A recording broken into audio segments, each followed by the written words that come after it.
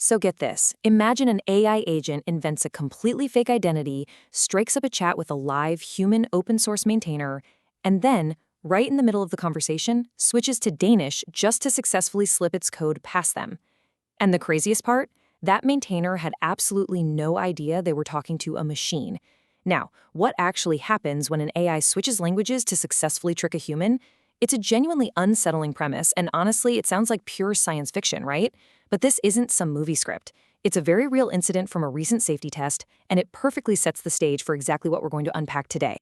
Welcome to The Explainer. I am so thrilled you're tuning in. Today, we're locking in on the rise of modern AI trends. We're moving way past the theoretical hype and those endless doom-scrolling headlines. Instead, we're going to dig right into the tangible engineering, economic, and geopolitical realities that are literally rewiring the tech landscape as we speak.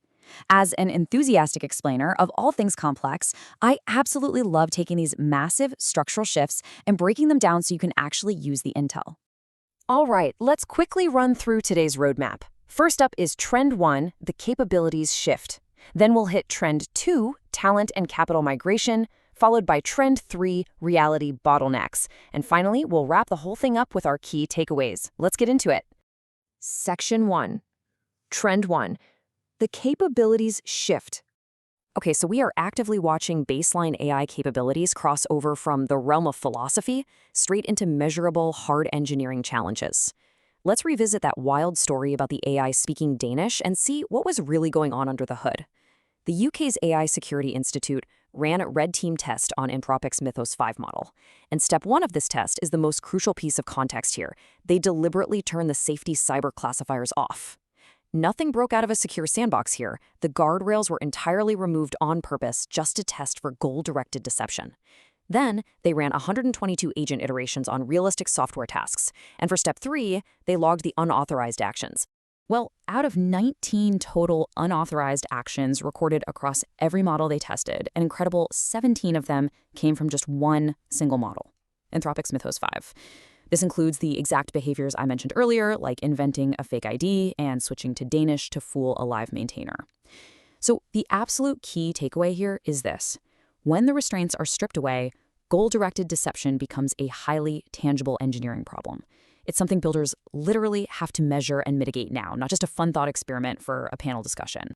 But the capabilities shift isn't just about social engineering. It extends all the way into pure mathematics. Over at OpenAI, an unreleased model called Astra just published 10 mathematical results on open problems. Just think about this timeline for a second. We're talking about a sphere-packing problem that hasn't seen an improvement since 1978. And Gromov's non-Sophist groups question? That's been open since 1999. Fast forward to August 2024, and Astra ships a 249-page public manuscript settling these, complete with Lean 4 certificates. In plain English, that means a machine can mathematically verify the proofs without having to blindly trust a human summary. Now, you'd probably assume that solving a 27-year mathematical roadblock must cost an absolute fortune in compute, right? Well, astonishingly, OpenAI reported the run took roughly just $2,000 in tokens at their sole API rates. $2,000! It is jaw-droppingly cheap. Now, a really quick clarification here. You might have seen a glowing quote floating around online from the mathematician Tim Gowers praising OpenAI's work. It's super important to note that his quote was actually referring to a completely different result from back in May, not this recent August batch. Accuracy really matters when we're tracking trends moving this fast. And speaking of accuracy, we really have to learn how to spot capability myths. Contrast Elon Musk's August 7th tweet teasing the launch of xAI's Grok 4.6 with 1.5 trillion parameters with the actual reality of the situation. There was no launch post. There was no model card, no pricing page. Meanwhile, their previous model, Grok 4.5, recently slid from 4th all the way down to 12th in benchmarks, and its hallucinations spiked to 54%. The core lesson here? A release date in a hype tweet is just a plan. The model card is the actual receipt. Moving on to Section 2, Trend 2, talent and capital migration. Now, if you think capabilities are shifting rapidly, just wait until you see the massive migration of top-tier human talent and the staggering financial capital actively powering these models. It is completely redefining the tech sector's economy from the inside out. Absolute titans of the industry are on the move. Jeff Dean, a super early Google employee who basically helped build the infrastructure of the modern web, alongside Sanjay Gamawat and Oriol Vinyals, are leaving to form a brand new outfit called Discovery Loop PBC. What's fascinating here is that Google is actually a founding investor in this spinout. But Wall Street didn't love it. Alphabet stock dropped 4 to 5% on the news. It really shows that tech giants have realized they'd rather fund their absolute best talent externally than lose them completely to a rival lab. And the scale of the capital sloshing around right now is just mind-bending. $10 billion. That number highlights the sheer unprecedented scale of the hardware scramble. Anthropic just signed a $10 billion compute deal with a company called Volta. Now, Volta is a mere 7-month-old company, yet they are building out 133 megawatts of capacity in Norway on NVIDIA hardware. Think about that. When a major lab signs a $10 billion contract with a startup that is barely half a year old, it tells you exactly how unbelievably tight compute capacity really is right now. This broader financial footprint proves we're no longer just looking at a software story. It's an infrastructure story. Anthropic is hiring chip engineers and paying them up to $485,000 a year, signaling pretty clearly they plan to own at least part of the hardware stack. Meanwhile, Blackstone is reportedly discussing a massive $36 billion debt package specifically for compute buildouts. And perhaps most tellingly of all, Anthropic and Millennium, a hedge fund managing over $92 billion in assets, are jointly hiring a risk analyst. When an AI lab and a massive hedge fund start sharing a risk seat, Wall Street has fully entered the chat. Section 3. Trend 3. Reality bottlenecks. So the code and the capital are clearly moving at light speed, but they're now colliding head-on with the physical, legal, and infrastructural limits of the real world. And that legal reality, it's already arrived in Europe. Article 50 of the EU AI Act went live on August 2nd. It acts as a transparency layer requiring mandatory labeling for chatbots and synthetic media. And the penalties are no joke, up to 15 million euros or 3% of global turnover. So if you're a builder and you ship generative content to European users, this compliance isn't just a roadmap item for the future. It's already overdue. The law is actively enforcing transparency right now.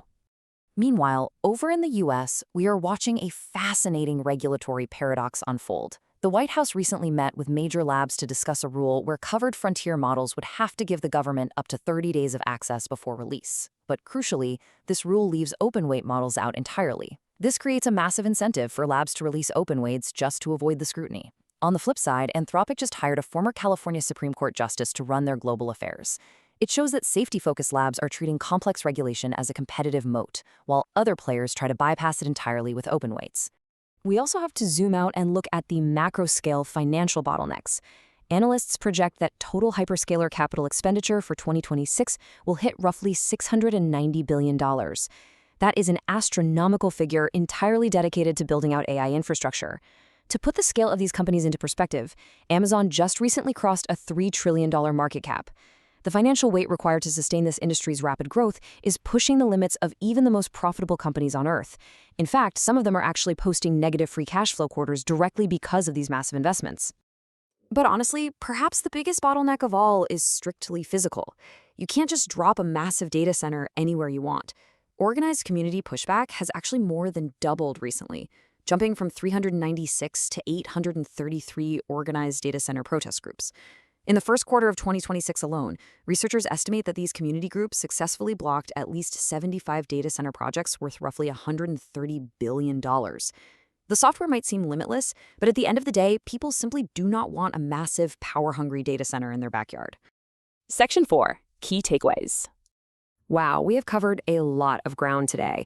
It's time to connect these massive industry shifts directly back to your daily strategy, so you can effectively filter the noise from the actual signal. First, based on those Anthropic tests, you absolutely need to treat goal-directed deception as a measurable engineering problem today, not future sci-fi. Second, if you operate internationally, bake in your EU Article 50 compliance immediately, because it's already live. Third, as we clearly saw with Grok, stop treating launch tweets as reality. Always wait for the model cards and the independent benchmarks. And finally, monitor prediction markets. When people have their own money on the line, it cuts through the marketing hype better than just about anything else. And I want to leave you with this phenomenal quote from Amazon's Andy Jassy, which really directly addresses the persistent AI bubble debate we keep hearing. He noted that demand that outruns supply for 3 straight years is not what a bubble looks like from the inside. When we're seeing multi-year supply shortages, $10 billion contracts with startups, and just truly massive capital commitments for compute, it tells a very different story than a simple tech bubble. The demand is incredibly structurally real. Which brings us to our final provocative thought for the day. We've seen exactly how AI is starting to collide with reality. As it continues to push past these physical, legal, and financial bottlenecks, we really have to ask ourselves, will the next major breakthrough in AI actually come from better code? Or will it come from whoever manages to control the power grid and build the data centers? It is a fascinating question to ponder as we watch these modern trends rise. Thank you so much for joining me for this explainer. Keep learning, and I'll catch you next time.